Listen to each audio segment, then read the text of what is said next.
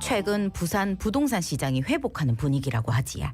해운대, 수영, 동래구를 중심으로 아파트 매매가가 상승하고 있다더라고요. 어디서는 상승세가 이어질 기다 하고 있던데야. 만날 오르는 곳만 오르는 건지 아니면 부산 부동산 시장 전체에 훈풍이 도는 긴지 올해 부산 부동산 시장을 정리해보고 또 내년에는 어떨지 전망해보겠습니다. 예, 동아대 강정규 부동산 대학 원장 스튜디오 함께합니다. 원장님 어서 오십시오. 안녕하십니까. 네, 안녕하십니까. 네. 2025년 참 여러 가지 일들이 있었습니다만 부동산 시장도 참 말들이 많았습니다. 네. 시장을 좀 간단하게 정리해 주신다면요. 예, 먼저 우리 청취자분들께서 가장 많은 관심을 갖고 있는 주택 시장, 그중에서 아파트 시장에 대해서 먼저 말씀을 드리면은요. 말씀하셨던 바와 같이 가격 그리고 거래 모두 조정 국면을 조금 벗어나면서 회복 신호가 나타나고 있다라고 보여지고 있습니다. 네. 특히 그 최근에 부산 아파트 가격은 3년 연속 하락세를 멈추고 반등 조짐이 나타나고 있는데 그중에서도 특히 해운대구, 수영구, 동래구 등 기존의 인기 지역 중심으로 가격 상승폭이 조금 더 커지고 있고요. 네. 나머지 지역의 경우에는 그 회복세는 나타나지만 아직까지 그 플러스로 상승세로 돌아선 지역은 많지 않은 그런 상황이라고 보시면 좋겠습니다. 또한 그 외 부동산 측면에서 봤을 때는 아파트 분양 시장은 분양이 잘 되는 곳은 잘 되고 안 되는 곳은 안 돼서 아직까지 미분양 아파트가 적지 않은 8,000세대 정도까지 남아져 있는 상황입니다. 그리고 그 우리 상업용 부동산 네. 상가 같은 경우에도 아직까지 많은 침체에서 벗어나지 못하면서 건물주도 어려우시고요. 또 임차인 영업을 하시는 분들도 많이 힘들어하시는 그런 침체 모습을 띠고 있고 토지 시장도 아직까지 침체의 늪에서 벗어나지 못하는 그런 상황이라고 보시면 좋겠습니다. 어느 동네 가서 이제 신축 건물이 그럴싸하게 들어섰는데 다 텅 비어 있어요. 그렇습니다. 임대도 많이 붙어 있고 네. 걱정입니다. 예, 참 어려움이 많은 가운데 근데 최근 부산의 아파트 매매 가격이 완만히 상승하고 있는 것으로 나타났다지야? 예, 앞서 말씀드렸던 것처럼 지금 그 3년 연속 하락을 하다가 네, 네. 올 하반기부터 상승세로 돌아섰는데요. 약 1,200여일 만에 집값이 상승세로 전환이 됐습니다. 하지만 말씀드렸던 것처럼 기존의 인기 주거 지역이었던 지역 중심으로 해서 상승폭이 커졌고요. 나머지 지역의 경우에는 하락세는 멈췄지만 아직까지 상승세로 돌아서지 않은 그런 상황입니다. 따라서 아직까지는 양극화 모습이 나타나고 있고 네네. 그리고 부산이 제2의 도시인데 우리나라 제1의 도시인 서울의 상승세와 비교해 보면은 아직까지는 상승폭이 크지 않은 것으로 이렇게 보여지고 있습니다. 따라서 꼭 상승이 되는 것이 좋고 하락되는 것이 나쁘다라기보다는 정상적인 부동산 시장 모습이 아직까지 나타나고 있지 않은 그런 상황인데 일부 지역에서는 그나마 좀 비교적 정상적인 모습이 나타나고 있는 그런 아파트 시장이라고 보시면 좋겠습니다. 또 물가가 많이 올랐는데 네. 물가 상승분만큼 오르면 좀 많이 올랐다고 할 수 있지만 그러니까 완만하게 좀 상승하는 게 그렇습니다. 맞긴 맞는데 이제 부동산 뭐 말씀하셨지만 해운대 수영 동네 해수동 네. 여기가 이제 견인을 하고 있어서 여기는 이제 좀 오름세가 있는 것 같은데 기존 강세 지역을 벗어나서 부산진, 금정, 북구 이런 것까지 확산되고 있다. 어떻게 보십니까? 예, 일단은 지금 확산 현상은 맞습니다. 그래서 지금 뭐 해수동이라고 하는 지역에서 그 주변 지역으로 그 가격 상승세가 아파트 가격 중심으로 해서 상승세가 나타나고 있고 거래량도 늘어나고 있는 상황이고요. 네네. 실제 시장에 계시는 우리 공인중개사 소장님들 이야기를 들어보더라도 최근에 좀 거래가 되고 있다. 그래서 제 아시는 분들도 그동안에 중개업을 잠시 멈추셨었는데 최근 들어서 거래량이 늘어나면서 다시 일을 한번 해볼까라는 분들이 늘어날 정도로 거래량이 늘어나고 있고 그 거래량 늘어나고 가격 상승세가 커지는 지역이 주변으로 확산되고 있는 그런 모습입니다. 그래서 올 연말을 기점으로 해서 내년 상반기 이사철에는 부산의 대부분의 지역에서 하락세는 좀 멈출 가능성이 있다. 다만 네. 그렇다 하더라도 미분양 아파트가 줄거나 또는 거래가 정상적으로 더 많이 잘 되는 이러한 정상적인 모습을 가기에는 정부의 좀 도움 그리고 지역을 배려하는 그런 정책이 좀 필요해야 하는 상황까지는 가야지만 정상적인 시장의 모습을 띌 것으로 예상을 하고 있습니다. 예, 네. 예. 그리고 부산 부동산 시장은 항상 서부산, 동부산의 양극화가 특징이었는데 서부산권은 어떻습니까? 예, 뭐 말씀하신 바와 같이 이 항상 부동산 이야기하면은 동부산은 강세, 서부산은 어렵다는 이야기가 거의 뭐 고착화되어져 있는 그런 상황입니다. 예. 지금 현재 말씀드리고 있는 상황도 통계로만 가지고 말씀드려도 일단 동부산권역은 상승세로 대부분의 지역이 돌아섰고요. 네네. 서부산의 지역의 경우에는 앞서 말씀드렸지만 하락세는 멈췄지만 아직까지 정상적인 모습 그리고 상승세로 돌아서고 있지는 않은 그런 상황입니다. 그 이유는 뭐 여러 가지 우리 뭐 부산 시정에서도 나왔던 것처럼 동서의 어떤 인프라 격차 그리고 그 부산 시민들의 선호도가 동부산권으로 많이 치우쳐져 있다라는 그런 이유에서부터 출발을 했는데요.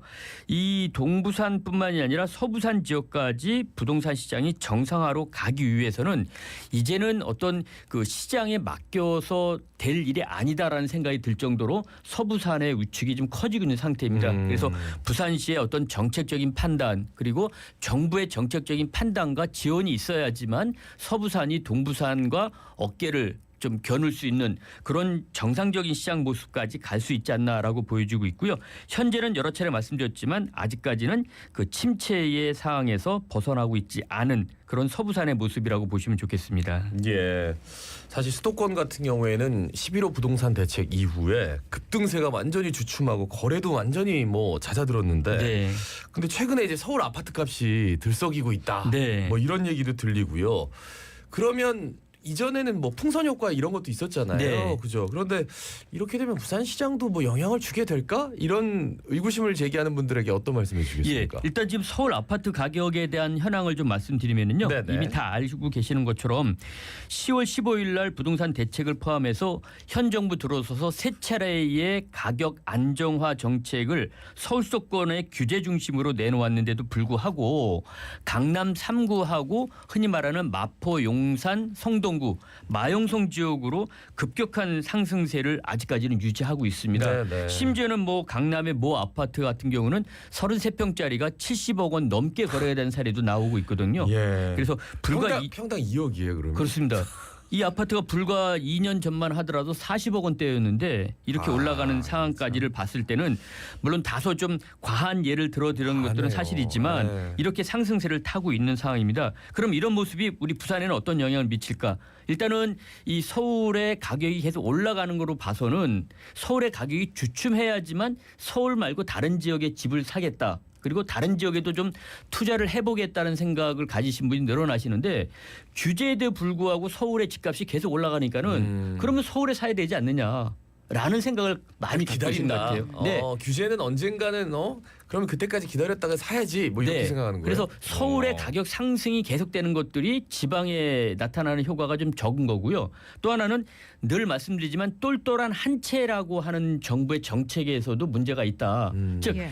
서울의 집 한 채를 갖고 있는 분하고 이분이 지방에 집을 사게 되면은 이 똘똘한 한 채가 아니라 두 채가 되기 되죠. 때문에 네. 세금이 기하급수적으로 늘어나는 것을 알기 때문에 지방에 하나를 더 사자라는 생각을 좀 덜 갖고 계시는 거죠. 그러다 보니까는 과거보다는 우리 지역을 비롯한 지방의 이 서울 집값 상승에 따른 효과가 덜 나타나고 있습니다. 즉 이걸 말씀하신 것처럼 풍선 효과라고 이야기를 하고 있는데 과거에는 풍선이 아주 큰 풍선, 네. 애도볼 만한 풍선이 내려왔는데 지금은 내려올 사람도 없고 내려올 돈도 없고 내려올 상황도 아니기 때문에 이제는 아주 작은 풍선이 특정 지역에만 떡 떨어지는 그래서 풍선이 없는 것은 아니라 풍선이 날아왔는데 과거보다는 작은 풍선이 특정 지역에만 떨어지는 이런 현상이 우리 부산 지역의 서울 아파트 가격 상승으로 인해서 일부 지역에서 나타나고 있는 것으로 판단이 됩니다. 그러니까 지역의 부동산은 거의 지역민들이 이제 선호하는 쪽으로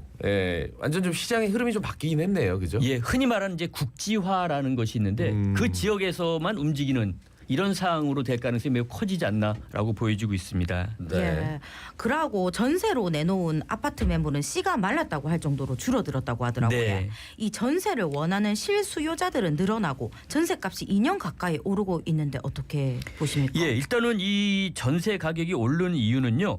지금 현재 시점에서 입주할 새 아파트가 줄어드는 것서부터 기인을 하고요. 예, 네. 예. 그다음에 많은 분들이 이야기하는 것처럼 그 계약갱신 청구권, 즉 한 분이 어떤 집에 들어가면은 전세를 최대 4년까지 살게 되면서 매물 잠긴 현상이 나타난 것들도 지금 이 전세 가격이 오르는 이유라고 보여지고 있는데 일단 지금 전세 물량이 얼마나 많이 줄어들었냐면은 2년 전과 대비해서 전세 매물이 약 32% 정도 줄어들었다라고 이야기를 하고 있습니다. 네네. 즉 이사 갈 분이 집이 없는 것들이죠. 이러한 것들은 전세 수급 지수라는 것에서도 나타나고 있는데 이 전세 수급 지수가 100을 넘으면 아파트의 전세 물량이 줄어든다는 것들인데 이게 4년 2개월 만에 가장 높게 올라가져 있답니다. 그만큼 이 전세 물건이 줄어들었다는 것들을 이야기를 하고 있습니다. 이러다 보니까 지금 전세 가격이 21개월가량 지속적으로 좀 상승을 하고 있어서 무주택자분들의 걱정이 좀 커지실 것으로 보여지고 있는데